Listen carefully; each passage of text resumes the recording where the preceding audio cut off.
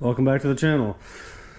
We have about 2-ish weeks, 2.5 weeks right now to get this ready for the next W.E.Rock event in Mason, Texas.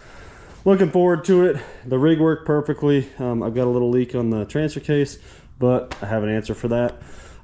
So there's quite a few things we want to do. We wouldn't really need to do anything, but it'll be really helpful tool-wise. So we are going to have to pull the rear axle shafts out, pull the rear diff out. I have a welded diff in there right now because I blew up an ARB. I blew the clutch rings. So this is the clutch here. I have a new one. So I sheared all these off on my current one. So I ordered a new one. Hopefully this is the right one. If not, it's going to be a lot of work for no reason. But I'll probably pull the ARB apart first and do that. And then I have some cut brakes. This will allow me to do each corner.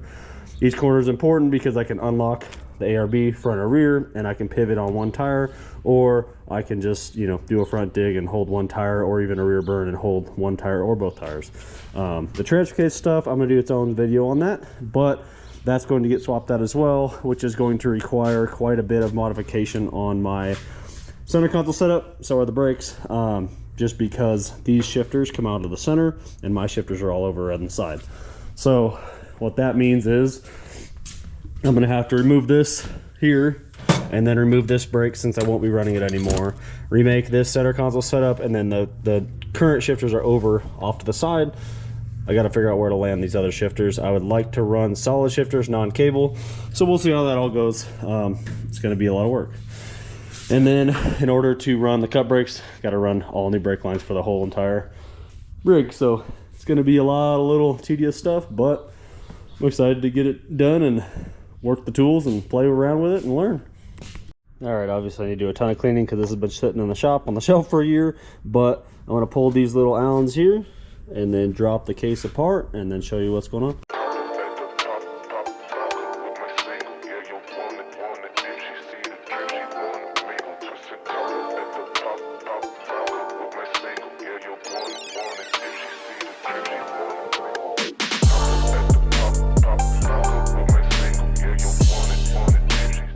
Alright, so the way these work, it's basically a set of spider gears, and then there's a little bit raised up here on this gear, and then there's an air seal behind this clutch, and then the wave spring that I just pulled out, this guy, sets in there, and that puts pressure against this clutch, and then when you put air to it, the clutch pushes that against that wave spring and locks it in. So you can see here, they're all worn down. I'll pop that out real quick. It's being stubborn, not wanting to come out, so hopefully a little bit of air will get it out. Let's see.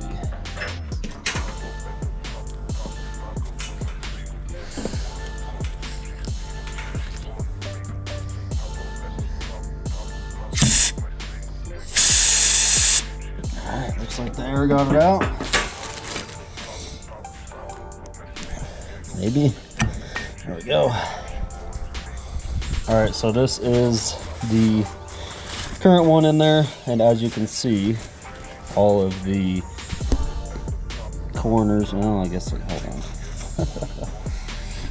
on. All of the corners are worn down, so there was no way for it to lock in. It would just kind of skip, and so that's why I have a new clutch.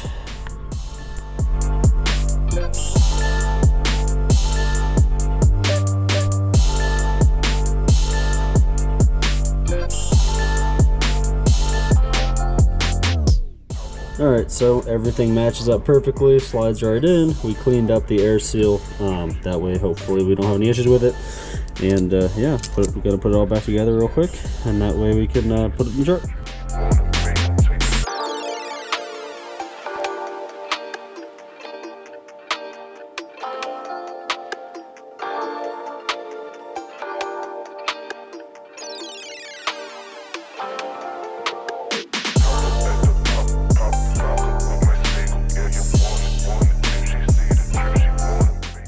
Alright, it's ready to put back in the rig. Let's get the rear axle torn apart and figure it out. Alright, so we'll put it up in the air, but pretty much just pull the outer shafts and the diff cover, and then we can pull just the carrier out and then put the ARB back in. The reason you have to run the ARB in order to lock one tire, as if it's welded. And I lock this tire, that tire locks too. So put the ARB in, that way we can do better digs.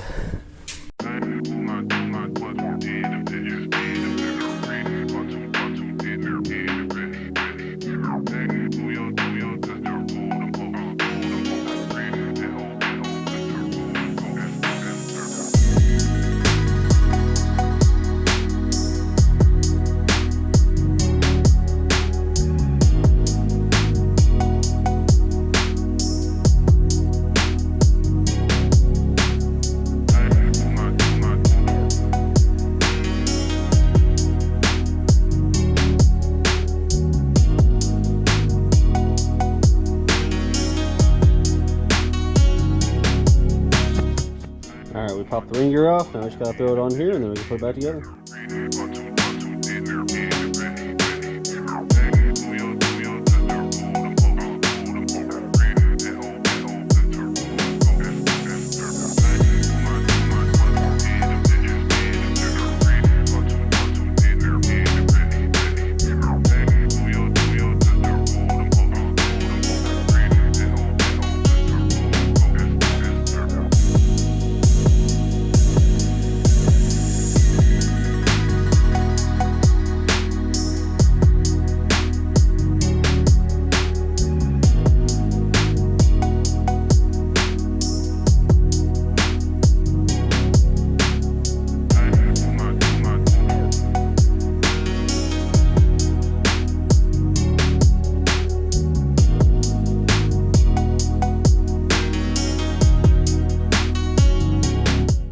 Normally I would heat up the ring gear, but it's covered in oil and just didn't feel like heating it up. So just used the bolts and slowly worked it around. Now I gotta go torque them.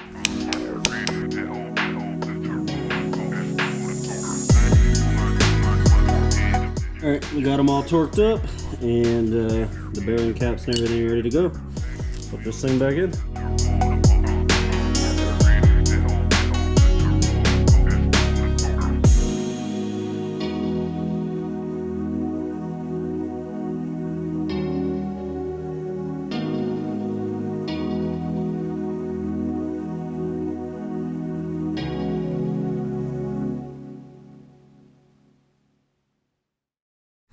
Alright, we got backlash set. Now we just got to Loctite these, torque them down for the cap bolts, and then install the airline.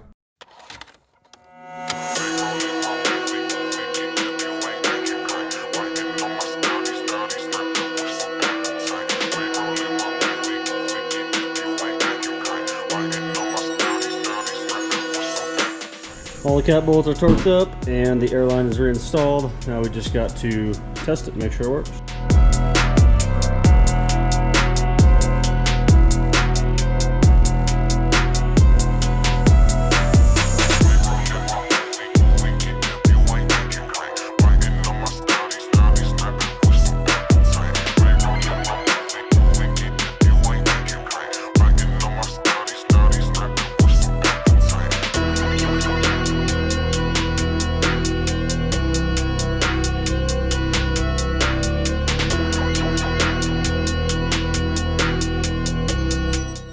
Got it all buttoned up, fluids in it, clean up, put tires back on.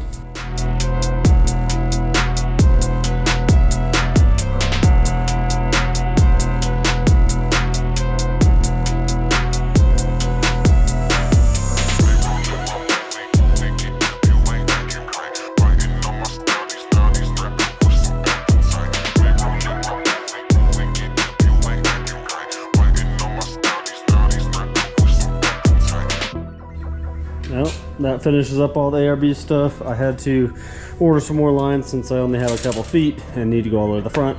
But we'll plumb that when I get it. And yeah, so that's done with that. On to the next thing. Alright, so this is the drive shaft that broke. It had two tubes in it, welded and then sleeved over top.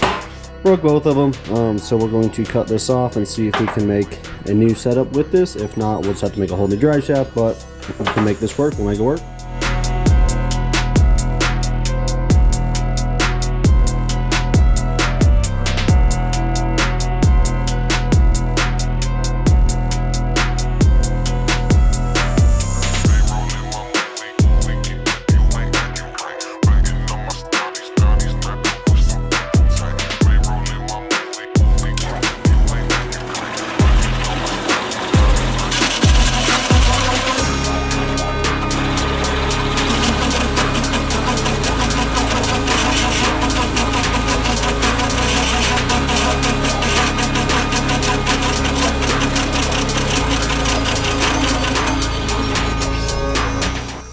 All right, so we drilled this out to 1 1/8 instead of 1 inch.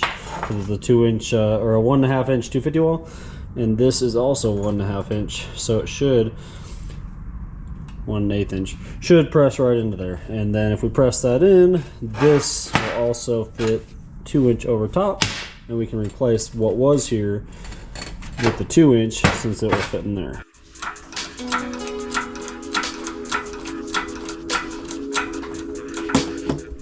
Alright, so we got the flange to flange measurement, exactly what I wanted for in the truck, and then we built a new spline side section. This is pretty much all the way bottomed out, so I still have a 1/2 inch here, and then I have all the splines in here still. So going to put the dial indicator on it, spin it, and get it as close to 0 as we can. Right now it's getting pretty close. Tap it with a hammer, and then we'll sit there and tack it, kind of pull it in place, weld it out.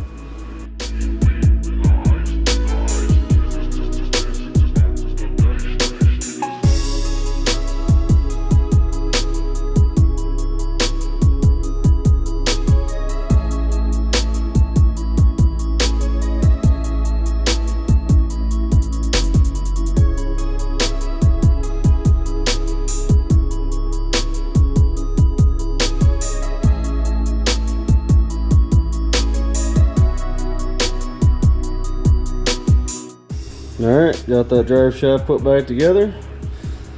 Now I can still have a spare for the next one. The square tube works front and rear, so it's a perfect spare. But we'll put the other one back in, and then we'll keep this one as a spare.